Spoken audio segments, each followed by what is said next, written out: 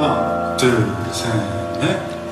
시간 속 잠든 널 찾아가 하늘이 나가도 결국 너의 곁이가 길고 긴 길을 끝내 이제 돌아가 너라는 집으로 지금 다시 way back home. Bismillahirrahmanirrahim. Assalamualaikum warahmatullahi wabarakatuh. Alhamdulillahirabbil alamin. Assalatu wassalamu ala Rasulillah la nabiyya ba'dah. Allahumma salli wa sallim ala Muhammadin wa ala alihi wa ashabihi Rasulillah ajma'in. Jamaah yang dimuliakan Allah Subhanahu wa taala, alhamdulillah bersyukur pada Allah Subhanahu wa taala kesempatan kali ini Allah berikan kita nikmat sehat, sempat dan waktu luang, dan yang paling utama nikmat iman, sehingga Allah gerakkan langkah kaki kita, ayunan tangan kita ke rumah Allah Subhanahu wa taala, membantu orang, bekerja demi keluarga, semua ini dalam rangka kebaikan. Amin ya rabbal alamin. Salam dan salam pada Nabi Agung Nabi besar Muhammadin sallallahu alaihi wasallam. Mudah-mudahan kita semua kelak ditolong oleh Rasulullah sallallahu alaihi wasallam, diakui sebagai umatnya, dapat syafaat, minum di telaga Kautsar dan masuk surga Jannatul Firdaus bersama beliau. Amin ya rabbal alamin. Jamaah Allah Subhanahu wa taala, kesempatan kali ini kita akan membahas mengenai tugas orang tua terhadap anak. Panjang sebenarnya tugasnya, banyak. Namun kesempatan kali ini secara ringkas akan kita bahas. Sebetulnya dari awal dituntun oleh Nabi SAW, tugas kita ini menyiapkan calon daripada ibunya, calon bapaknya, itu sudah tugas kita, ya. Mencari mana istri yang soleha, mana suami yang soleh, bibit babat bobotnya yang bagus, sehingga kelak anak kita juga anak yang soleh dan soleha. Kemudian setelah itu tugas orang tua, setelah anak kita lahir, belum lahir, ada di janin ibunya, dalam kandungan sedang jadi janin, maka tugas orang tua supaya anaknya soleh dan soleha adalah banyak-banyak berzikir pada Allah, dibacakan Al-Quran, senantiasa dalam kebaikan, tidak ngerumpi, ya. Maka insya Allah anak-anaknya nanti lahir menjadi anak yang soleh dan soleh. Yang tidak kalah pentingnya, banyak dicontohkan oleh ulama-ulama kita, seperti Abdullah bin Mubarak. Kenapa anak ini berhasil menjadi ulama besar? Karena orang tuanya menjaga, tidak pernah sedikit pun memasukkan barang yang haram ke mulutnya. Ini juga menjadi trik atau cara agar kita memiliki atau dianugerahi oleh Allah Subhanahu wa taala keturunan yang saleh dan salehah. Lalu apa tugas kita setelah itu? Setelah dia lahir, maka tugas seorang ayah adalah mengenalkan Allah. Disunnahkan mengazankan di telinga kanannya, mengiqomahkan di telinga kirinya. Tapi jangan kuat-kuat, jemaah, pelan-pelan saja.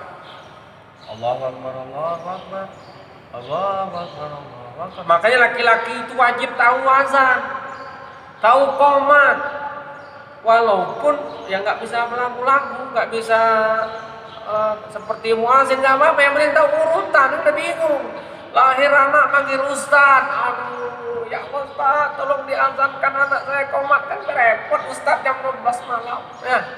Makanya harus belajar, kita tahu azan, tahu begini urutan, setelah syahadat itu jangan nggak tahu, ya, bingung kita. Ntar anak 12 namanya ustad terus 12 kali. Kemudian apa yang harus kita lakukan selanjutnya? Tugas orang tua sunnahnya di 7 hari setelah kelahiran adalah memberikan nama, mencukur rambut, dan juga mengakikohkannya. Nah, jamaah bukan Allah Subhanahu wa taala, akikoh ini menjadi sunnah muakkadah yang sangat dianjurkan oleh Rasulullah Sallallahu Alaihi Wasallam. Bagaimana prosesi akikahnya? Bermacam-macam cara, syukuran.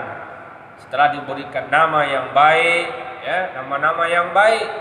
Bila perlu nama yang ada maknanya, karena ini menjadi kebanggaan doa juga, ya. Kalau namanya yang benar, anak jangan dinamai, sudah tahu Fir'aun laknatullah, namain anak Fir'aun, gak usah. Atau Qarun, ya, kasih nama-nama yang baik. Kemudian setelah itu akikah ini tentu ada aturannya. Nyembelih kambing, kalau anaknya perempuan, kambingnya cukup satu. Kambing laki-laki, kalau anaknya laki-laki, baru kambingnya dua. Bisa syukuran, bisa langsung dibagikan kepada tetangga, kepada kerabat, dan lain sebagainya.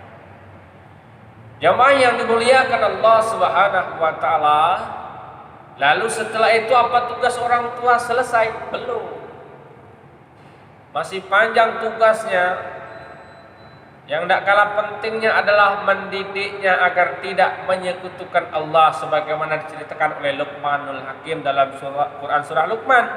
Ya bunayya la tusyrik billah, inna syirka la zulmun azim. Wahai anakku, jangan menyekutukan Allah, karena kesyirikan itu adalah kezaliman yang besar. Kenalkan Allah pada anak kita sedini mungkin, mengaji, belajar Fatihah, belajar sholat.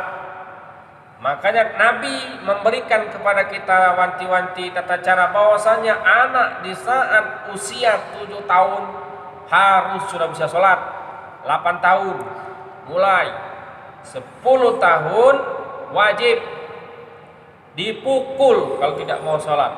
Artinya tegas orang tua. Berarti kita pikir anak di bawah usia 10 tahun sudah harus pintar sholat, tahu bacaannya, tahu tata caranya. 10 tahun sudah wajib melaksanakan sholat 5 waktu. Itu bagaimana tugas orang tua, sehingga anaknya selamat.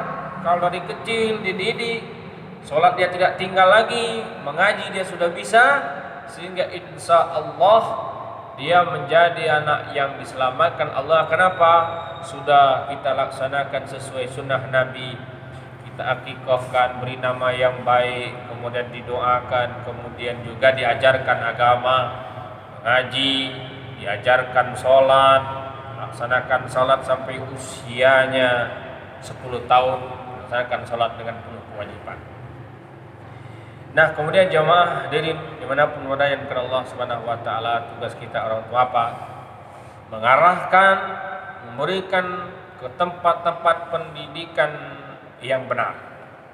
Tugas orang tua agar anak selamat, pendidikan yang baik, ya, pergaulan yang baik, lingkungan yang baik, sehingga anak-anak kita diselamatkan oleh Allah Subhanahu wa Ta'ala.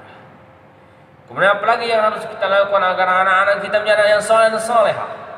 Di antaranya adalah setelah kita arahkan ke pendidikannya baik, tugas orang tua mengarahkannya ke jenjang pernikahan, ya. Tugas orang tua agar anak-anak kita dijaga Allah Subhanahu wa Ta'ala, dididik oleh Allah Subhanahu wa Ta'ala, maka harus kita arahkan memilih dari pasangan-pasangan yang soleh dan soleha, yang dimuliakan oleh Allah Subhanahu wa Ta'ala. Nah, hadirin bukan Allah Subhanahu wa Ta'ala, lepas dari itu semua tugas orang tua tentu memang tiada habisnya adalah mendoakannya agar anak-anak kita dimuliakan Allah Subhanahu wa Ta'ala dunia akhirat, ya. Doakan terus, ya, supaya anak-anak kita menjadi anak-anak yang soleh dan solehah. Nah, dimana Allah Subhanahu wa Ta'ala, setelah semua itu kita lakukan, tentu orang tua tugasnya tinggal berusaha. Kalau hasilnya memang tidak sesuai dengan yang diharapkan, maka bersabarlah kita pada Allah Subhanahu wa Ta'ala. Karena Nabi Nuh pun anaknya ada yang tidak bisa diselamatkan, istrinya pun tidak bisa diselamatkan. Karena tapi tugas kita berusaha dan berdoa, semoga Allah menyelamatkan kita semua. Amin ya rabbal alamin. Subhanallah, jemaah yang dimuliakan Allah Subhanahu wa Ta'ala. Kemudian yang harus kita lakukan adalah senantiasa memberikan contoh yang baik sedini mungkin, ya.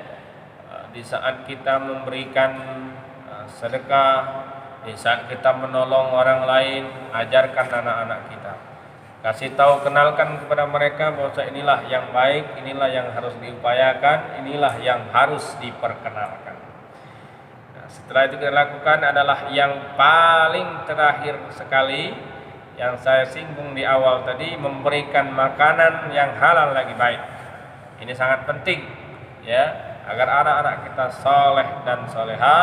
Kita carikan dia makanan yang halalan thayyibah, baik dalam mendapatkannya halal, juga dalam membelanjakannya juga di jalan yang diridhoi Allah Subhanahu wa taala. Kalau yang baik mendapatkan tapi dikeluarkan dengan jalan tidak baik, tidak diridhoi Allah.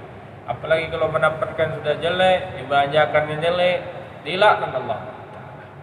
Mudah-mudahan Allah Subhanahu wa taala menjaga kita dan keluarga kita, anak keturunan kita. Kalau kita telah lakukan semua ini dengan baik, mudah-mudahan anak-anak kita menjadi anak-anak yang saleh dan salihah. Amin ya rabbal alamin. Demikian jemaah Allah Subhanahu wa taala, mudah-mudahan materi sedikit ini akan bermanfaat buat saya pribadi dan kita semua. Saya akhiri dengan pantun, cuci tangan sampai bersih. Cukup sekian. Terima kasih. Assalamualaikum warahmatullahi wabarakatuh.